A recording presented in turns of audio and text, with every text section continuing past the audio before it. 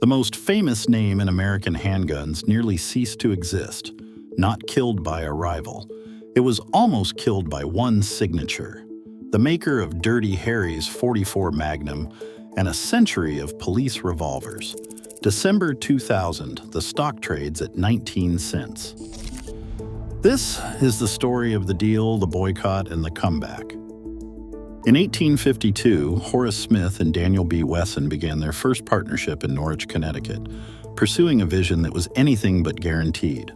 Their goal was to create a repeating firearm that could use a self-contained metallic cartridge, a concept still unproven in American gun-making circles. The result was the volcanic pistol, a lever-action design paired with an experimental cartridge that combined powder, primer, and bullet in a single unit. This was not an incremental improvement on existing arms, but a gamble on a new kind of weapon, one that could be fired multiple times without reloading powder and shot separately. The volcanic project soon drew in outside investors, most notably Oliver Winchester, who recognized the patent value even as the venture struggled to find commercial success. By 1855, Smith & Wesson's Volcanic Repeating Arms Company was incorporated in New Haven. The technology, however, proved unreliable. The ammunition was underpowered and the guns prone to failure. Financial troubles followed quickly.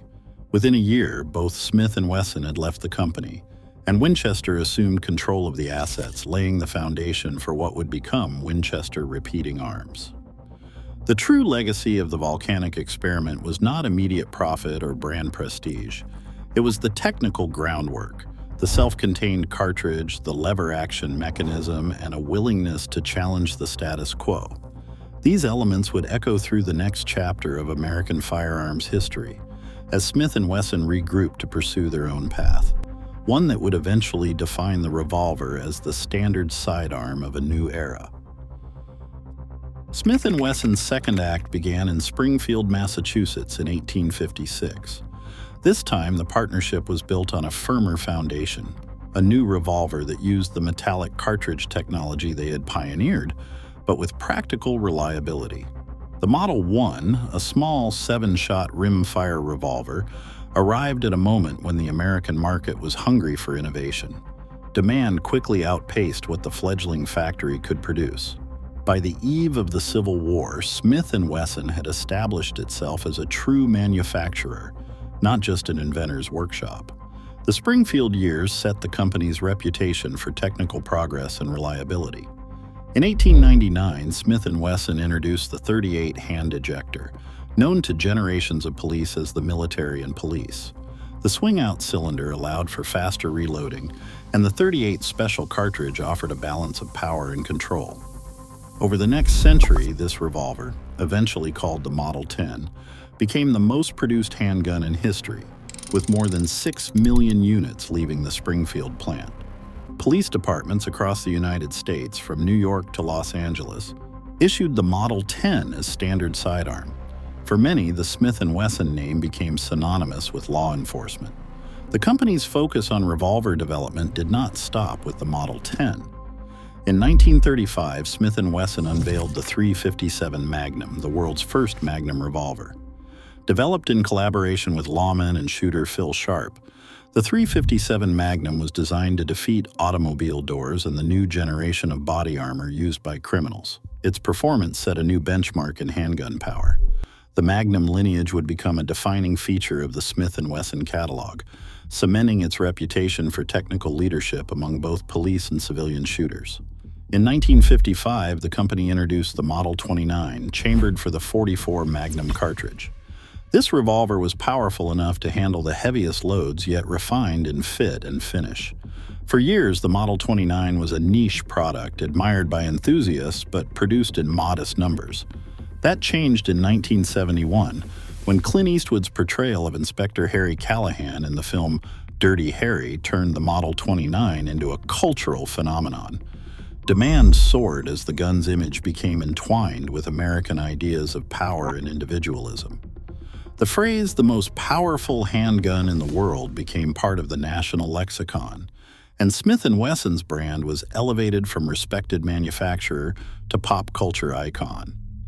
By the late 20th century, Smith & Wesson's revolvers had shaped both the practical realities of American policing and the broader imagination of what a handgun could represent. The company's legacy rested not just on technical achievement, but on a deep well of public trust and cultural resonance. This reputation would become a double-edged sword in the decades ahead, as the very qualities that made the brand valuable also made it vulnerable to the backlash that followed a single, fateful decision. Corporate ownership of Smith & Wesson shifted dramatically in the late 20th century. In 1965, the company was acquired by Bangor Ponta, a conglomerate with holdings in industries far removed from firearms. Nearly 2 decades later, in 1984, Lear Siegler took over Bangor Punta, and with it, Smith & Wesson. The most consequential change came in 1987, when the British conglomerate Tompkins plc purchased Smith & Wesson for $112.5 million. This placed America's most storied gunmaker inside a foreign-owned industrial portfolio, managed from London rather than Springfield. Under Tompkins, decisions were made with an eye on the global balance sheet, not the legacy of the badge revolver or its place in American culture.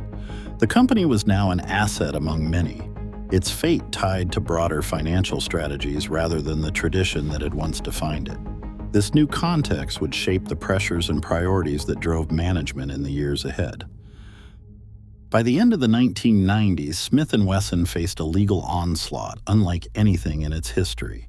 More than 30 cities and local governments had filed lawsuits, arguing that gun manufacturers bore responsibility for violent crime through lax distribution and inadequate safety features. The company stood at the center of a coordinated legal strategy, with mounting legal fees and the real possibility of a multi-million-dollar judgment threatening its survival. On March 17, 2000, Chief Executive Officer Ed Schultz signed a letter agreement with the U.S. Department of Housing and Urban Development and the Department of the Treasury. No other major gunmaker joined him. The agreement, publicly hailed by the Clinton administration as historic, required Smith & Wesson to overhaul its products and business practices in exchange for the dismissal of pending lawsuits. The terms were detailed and far-reaching. Every handgun would carry a second hidden serial number to deter tampering. Within 60 days, all firearms would be sold with an external locking device. Within 24 months, internal locks would become standard. 2% of annual firearms revenue was pledged to developing authorized user smart gun technology, with a commitment to include it in all new models within 36 months, except for collector pieces. The company agreed to design handguns so that a child under 6 could not readily operate them, and to implement new performance and drop tests. New firearm designs could not accept magazines holding more than 10 rounds. Distribution was tightly controlled. Smith & Wesson could sell only to dealers and distributors who signed a code of conduct with provisions for monitoring and suspension if crime gun traces rose above set thresholds. In return, the city, state, and federal parties agreed to dismiss their lawsuits and refrain from filing new ones on similar grounds. The company's decision to sign, alone among major manufacturers, transformed diffuse legal risk into a single, enforceable contract. The moment the agreement was announced, Smith & Wesson's position in the firearms market changed overnight. The market's response to Smith & Wesson's agreement with the federal government was immediate and unforgiving. The National Rifle Association issued bulletins describing the deal as a white flag, surrender, not reform. The National Shooting Sports Foundation echoed this language, warning that the agreement would split the gun industry into so-called safe and unsafe manufacturers.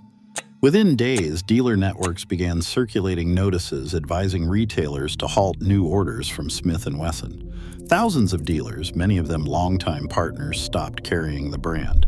Some removed Smith & Wesson firearms from their shelves entirely, while others refused to sign the new code of conduct required by the agreement. The backlash extended beyond the retail counter. Owners, wary of being labeled complicit in what they saw as capitulation, shifted their focus to the secondary market. Used Smith & Wesson guns began to move briskly through private sales and independent shops, while new models sat unsold. Trade publications reported that as many as 3,000 to 4,000 dealers had suspended orders, and tens of thousands of owners found it increasingly difficult to obtain parts or service. Industry press described the scale of the boycott as unprecedented for a major American manufacturer. The company's normal distribution channels, once its greatest asset, turned into a liability almost overnight. The punishment did not come from a judge or a jury, but from the market itself. Retailers, distributors, and end users, many of whom had built their businesses and collections around the Smith & Wesson name, now treated the brand as politically radioactive. The collapse of trust in the channel translated into a collapse of demand, with consequences that would soon reach every corner of the company. Sales at Smith & Wesson fell by nearly 40% in the 12 months after the HUD agreement. The drop was immediate and deep, with quarterly earnings reports showing the sharpest decline in the company's modern history. Orders from dealers and distributors, once the backbone of the business, dried up as the boycott spread. In response, the company halted production at both its Springfield, Massachusetts and Holton, Maine plants. These shutdowns were described as temporary, but they reflected a collapse in demand that left warehouses full and assembly lines idle. Leadership did not survive the downturn. In September 2000, Ed Schultz, the chief executive who had signed the agreement, was forced out by the board. His departure came as the company's stock price slid toward historic lows. By December 2000, shares traded at just 19 cents, down from $6 at the start of the year. The market now valued Smith & Wesson as a distressed asset, not a legacy brand. The financial crisis forced Tompkins plc, the British parent company, to seek a buyer. In May 2001, Safety Hammer, a small Arizona-based maker of gun safety devices, acquired Smith & Wesson for $15 million in cash and the assumption of about $30 million in debt. The total transaction, $45 million, stood in stark contrast to the $112.5 million Tompkins had paid in 1987. In less than 15 years, the value of America's most famous gunmaker had collapsed by more than half, even before adjusting for inflation. The human toll was visible on the factory floor. At its peak, the Springfield plant had employed about 2,000 workers. By the time of the sale, only 600 remained. In Holton, the workforce shrank to just 60. Line workers described abrupt shift cancellations and the end of overtime, with many families relying on union support and short-term unemployment checks. The company's presence in Springfield, once a source of community pride, became a symbol of industrial decline and lost security. The fire sale to Safety Hammer closed out the most punishing chapter in Smith & Wesson's history. Every measure, from sales volume to market value and jobs, had been cut to a fraction of what they were a year before. The badge Revolver, once the standard for American law enforcement, now survived only as a distressed brand awaiting rescue. In April 2002, Smith & Wesson's annual investor letter stated plainly that the Department of Housing and Urban Development settlement, once described as a turning point for gun industry regulation, was not being meaningfully enforced. The Bush administration had deprioritized oversight, leaving the terms of the agreement dormant. Yet by then, the damage had already been done. The consumer boycott and lost dealer relationships could not be reversed by a change in Washington's posture. The company's reputation and sales had been gutted in the aftermath of a deal that now carried little legal force. Under new American ownership, Smith & Wesson began a methodical reconstruction. The leadership did not attempt to restore the old order. Instead, they redirected research and development toward modern sporting rifles, a segment that had grown rapidly in the early 2000s. By 2010, Smith & Wesson was producing more than 100,000 rifles per year, numbers not seen since the heyday of the Model 10 Revolver. The company's commercial mix shifted from a narrow focus on revolvers to a broader portfolio of tactical rifles and handguns, targeting both civilian and law enforcement markets. Recovery did not come from a return to tradition, but from adapting to new realities and building a business that could survive in the shadow of its own near extinction. The corporate structure that emerged from the crisis years did not stand still. After the fire sale and stabilization under Safety Hammer, the company operated as Smith Wesson Holding Corporation for more than a decade. In 2016, the board approved a rebranding to American Outdoor Brands, a move designed to reflect a growing portfolio of non-firearm products. This broader identity lasted only 4 years. By August 2020, the firearms business was spun off as an independent, publicly traded company, once again bearing the Smith Wesson name. The separation allowed the gun-making operation to pursue its own strategy, distinct from outdoor accessories and equipment. The next decision was geographic. In 2021, the company's leadership announced a plan to relocate its headquarters and a significant share of manufacturing from Springfield, Massachusetts, to Maryville, Tennessee. The official explanation cited the regulatory climate in Massachusetts, including new restrictions and proposed legislation targeting certain types of firearms. Internal memos referenced the friction created by compliance costs and the uncertainty of future state law. The move was executed over 2 years, with the new Tennessee facility becoming operational by the summer of 2023. This departure closed a chapter that had begun in 1856. The Springfield plant, once the heart of American revolver production, would no longer serve as the corporate center. Smith & Wesson's survival had required not only new ownership and new products, but a break from the city that defined its first century and a half. The company that helped build Springfield now operates from a different state, a final irony in the story of its recovery.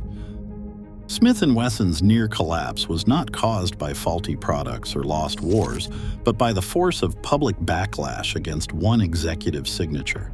Today, the company is thriving in a polarized market where corporate decisions still trigger existential risks. The lesson remains: in American industry, survival depends not just on innovation, but on understanding the currents beneath the surface. Subscribe for more stories that cut to the core.